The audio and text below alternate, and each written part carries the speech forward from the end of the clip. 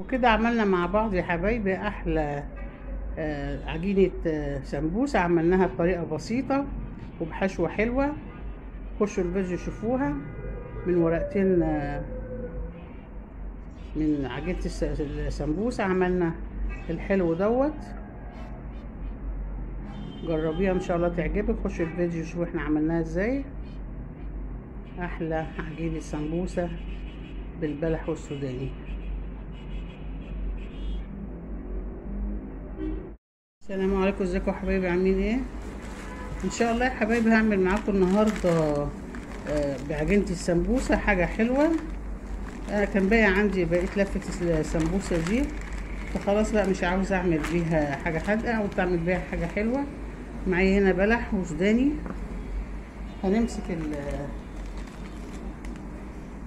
ورق السمبوسه كده، كل مجموعه معقوله يعني متبقاش تخينه عليكي، وتيجي بزاويه كده بمثلث وتقصي لحد ما توصلي الجزء التاني برضو من المثلث. هنطلع بقى من مثلث تاني اهو. سهلة اهو، بقول 2 مثلث. هناخد بقى ورقة ورقة. جربوها، انا جربتها قبل كده عجبتني قوي.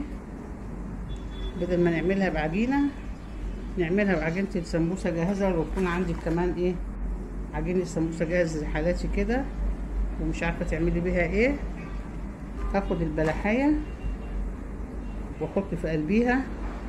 طبعا بنشيل البذر منها، بنحط فيها 2 3 سوداني زي ما تاخد معاكي.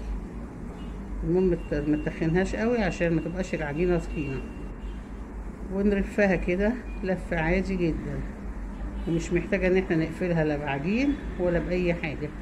انا عملتها كده وما بقلهاش كمان، انا بحطها يا حبايبي في الفرن اهي. باجي عند الحته اللي انا قافله بيها في الاخر ودهنه الصينيه زيت وبحطها فيه. اخد التانية اهي من عند المثلث.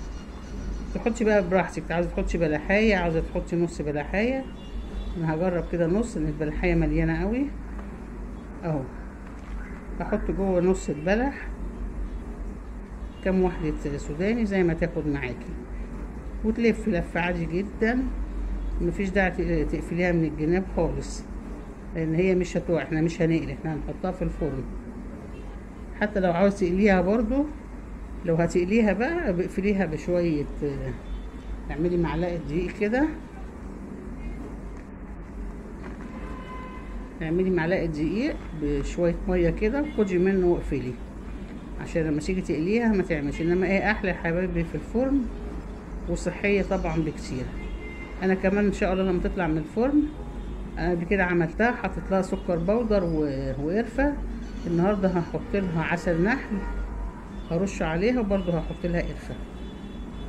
القرفه مع البلح والسوداني بتبقى جميله جدا. انا بقى هعمل ايه على طول، هعمل نص وحدايه على البلح عشان ايه تاخد مني سوداني وفي نفس الوقت ما تبقاش تخينه اهي. واحدة كده على البق على طول، جميلة جميلة جميلة. انا جربتها زي ما قلت لكم، بس انا عملتها بالقرفة والسكر بس، برضو عملتها في الفرن. انا بحبش اعمل حاجات كتير في الزيت يا حبايبي لان الزيت مش صحي. كفايه ان احنا برضو بنحط منه حبة على الاكل اهي.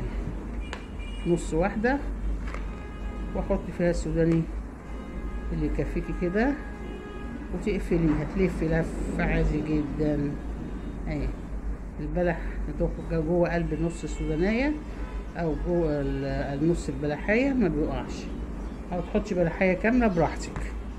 في اصل ورق سمبوسة مش عريض وفيه عريض، يعني اللي معايا ده مش عريض، فممكن انت يكون عندك الورق بتاعك عريض. العريض ده ايوه هيديك كمان ان انت تحشي براحتك ويطلع جميل. وده برضو لما عملته كان جميل جدا. بصوا الوحدية اهي على قد البق. هكمل بقى بقية الصينية مع نفسي وبعدين ارجع لكم.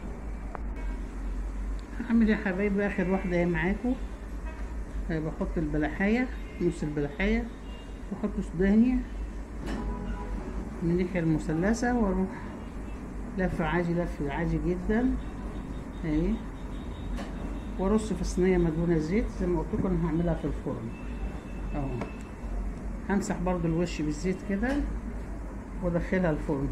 وزي ما بقول لكم هتقصوا يعني دي ورقه السمبوسه، هتيجي من المثلث ده تنزلوا تنزلوا تنزلوا لحد ما تيجي عند المثلث ده بالنص.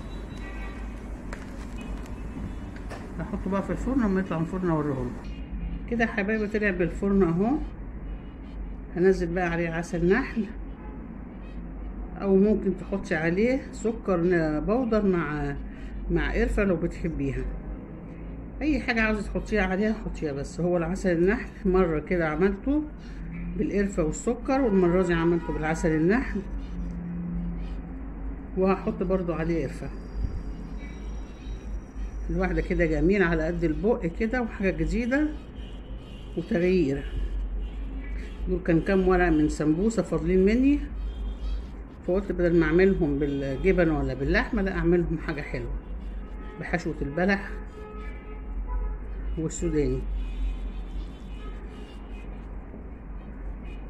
نحط بقى عليهم حبه قرفه، نرش بقى كده عليهم القرفه حبايبي. القرفه بتديهم طعم جميل جدا مع البلح والسوداني اللي احنا حطيناه. واي حشو بقى انت حابه، ممكن تحطي زبيب يعني براحتك. وكده عملنا احلى عجينه سمبوسه كانت موجوده عندنا بواقي، عملناها حاجه حلوه. يا رب تعجبكم الطريقه.